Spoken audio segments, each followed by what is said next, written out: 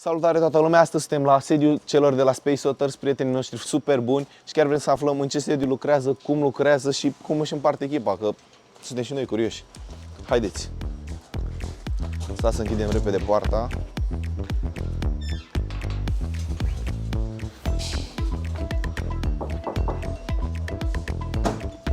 Salut! Poți să te prezinți, te rog? Eu sunt Iane și bine v-am găsit în hub-ul Space Otters. Poți să ne prezinți pe aici, să vedem și noi ce este? Păi, cum să nu, aceasta este prima cameră, are rol de depozit.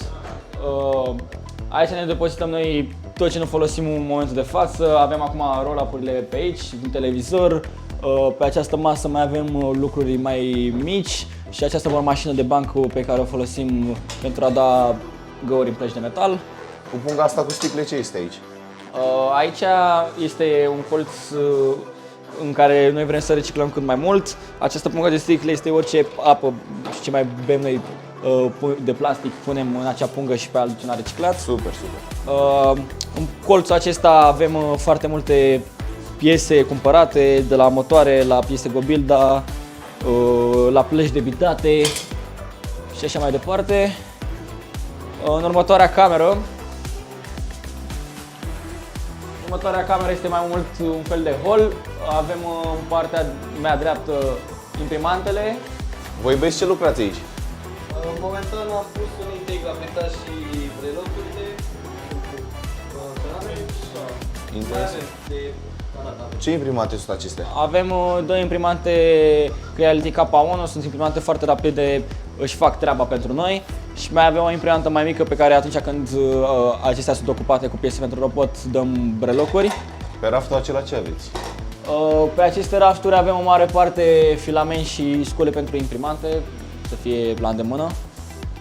În cealaltă parte a holului avem o ușă secretă, avem două dulapuri de metal și o baie și ușa de la baie. Și acum mergând în a treia cameră, aici practic stăm noi cel mai mult, unde este și terenul. Aici avem un birou pe care asamblăm noi în mare parte robotul pentru următoarea competiție 2 martie la București, organizată de Stăpânci și Rodul de 2. Îi dați rebuild acum? Îi dați rebuild? Da, îi dăm un rebuild mare, facem stand-up. Așa, mai departe. La ce folosiți tabla aceasta? Tabla aceasta este foarte util pentru noi în acest hub. Mare parte folosim to-do-urile și ce vrem să facem mai departe cu robotul, în partea de PR, să ne punem gândurile în ordine, să ne înțelegem cu toții în ședințe.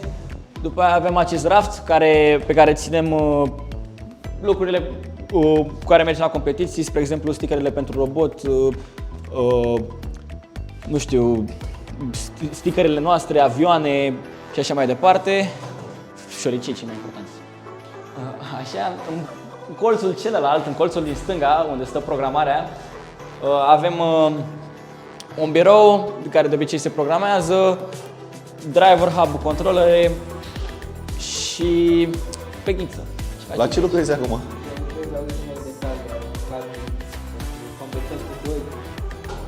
2 martie, la București, nu uitați să vă înscrieți de când la Istăpăgești. Dar pe perete, ce e acolo? Pe acest geam avem poze cu noi, amintiri. Vrem să umplem tot geamul și geamul acesta și geamurile celelalte cu poze de la competiții cu noi, amintiri, să ne aducem aminte de vremurile bune. Acestea poze sunt de la Regional la București în mare parte. Dar și tu ce lucrezi aici? ce lucrezi, frate, aici? Eu salut. Acum de față mă uit la meciurile voastre de la regională și fac un de scouting să văd ce aveți, ce n-aveți, ca să văd ce soluții putem face pentru robot. Dar pe perete din stânga ce aveți? Pe peretele acela avem piesele robotului vechi și prima iterație și a doua iterație, pe care le mai folosim și le ținem ca amintire pe perete și premiul de la regional. Acum, dacă doriți să stați la niște întrebări, să aflăm mai multe despre echipa voastră, este ok? Da, da. Acum hai să vedem ce aflăm de la Space Otters. Care este culoarea principală a echipei? Albastru, baby blue pe acolo, Unde s-a născut echipa? în Pitești, Găvana 3. Numărul internațional? 23220. Când a fost înființată? În 2023. Din câți oameni este formată echipa? 13. În ce departamente este împărțită? 4 în PR, design, mecanică și programare. Ce vă diferențiază pe voi de restul echipelor? Că avem side game. Cum v-ați cunoscut cu echipa Eastern Foxes? Prin mentorul comun, Florea Alexandru. Am înțeles. Cine este cel mai amuzant? Eu. Cel mai serios membru? Eu. Dacă robotul ar fi un membru al echipei, cine ar fi? Eu, normal. Cel mai tânăr din echipă? Chiar eu. Cel mai bătrân din echipă? Ovidiu. Cea mai amuzantă poreclă? Nu știu, frate, nu știu cum să te cheme, Ghiță sau Salahor? Cine e de cel mai mult timp în echipă? Ghiță. Cel mai nou membru al echipei? Ea e Salahorul. Ce alte hobby-uri mai aveți în afară de robotică? Mai facem voluntariat prin alte asociații. Ok, mersi. Cum te cheamă? Mă numesc Ovidiu, dar puteți să spuneți Ovo. Pe ce departament ești? Mecanică și proiectare 3D. Ax în hex sau D? Hexagonal, că e mult mai simplu. Curea sau lanț? Corea, 100%. Prusă sau ender? Depinde acum, prusă, hai să zicem. Ce tip de filament folosești? Folosim PLA Pro, e practic un filament mai puțin casant decât PLA-ul normal. Știi, e mai strong așa. Da. Șuruburi pe imbus sau în stea? Pe imbus. Ce implementări pentru weight reduction ați adus robotului? În principal încercăm să folosim PLA unde ne permitem, iar unde folosim aluminiu, plăci de aluminiu, încercăm să facem cât mai mult pocketing, adică să lăsăm găuri unde nu ne trebuie neapărat material. Am înțeles. Pentru a ușura. Pentru acest sezon, intake pasiv sau activ? Activ. Așa. Ce folosiți pentru proiectare? Pentru proiectare folosim OnShape, e un program de CAD în browser și e foarte simplu că poți să intri de oriunde vrei pe el. Ce fail safe-uri aveți pe robot? În caz că se blochează vreun pixel în intake sau așa, puteți să dăm reverse la intake, la colector. Dacă nu ai fi limitat de restricțiile impuse de First, care ți-ar fi fost abordarea pentru sistemul de cățărat? Sistemul de cățărat, aș fi pus... Acum era ideea să punem cât mai multe motoare dacă nu eram restricționați de reguli. Puteam să punem mai multe motoare, mai multe pe intake, puteam să facem și extensie dacă era cazul și puteam să ne ridicăm pe o chestie separată. Dark mode sau light mode? Când Dark programezi. Driver control sau auto? Autonomie, power. Laptop sau PC? Laptop. Acum cât timp ai programat prima dată? Acum 6 ani. Și unde? La școală, probabil.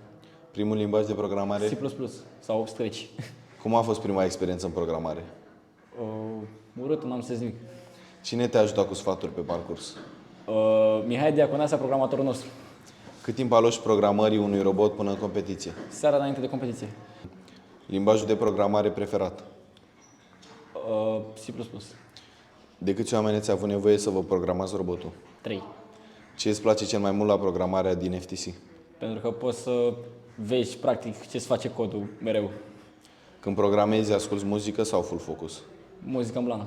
Cât ai stat cel mai mult la o sesiune de scris cod? 100 de ore. Cum așa? Eram la voi la hub și aveam competiție în 2 zile și unde mergea nici robotul și n-aveam nici autonomie. Și am stat 100 de ore cu voi să programăm. Câți oameni aveți pe programare? 4. Lucrați mai mult în același timp la cod sau fiecare lucrează separat și discutați după? Un băiat scrie, restul vin cu idei. În ce perioada zilei lucrați cel mai bine? După ora 12 noaptea. Ce face procesul vostru de programare unic? Păi, procesul nostru de programare și departamentul nostru de programare este unic pentru că ne înțelegem foarte bine, fiecare știe ce face codul nostru și toată lumea vine cu idei și o să avem cea mai bună autonomie din țară la Națională Extendo 2024. Cum te numești? Ghiță Robert, Pe ce departament ești? mecanică, Ceai sau cafea? cafea, Hanorac sau tricou? hanorac, Sezonul preferat din FTC? center stage, Ce tip de mâncare preferă toată echipa? shawarma, Ziua preferată din săptămână? vineri, Aveți playlist comun pentru când lucrați? da, Crezi că există extraterestri? probabil, Carte online sau fizică? fizic, Ce animal ar reprezenta echipa voastră? o vidru, Ce vă place cel mai mult la sezonul acesta?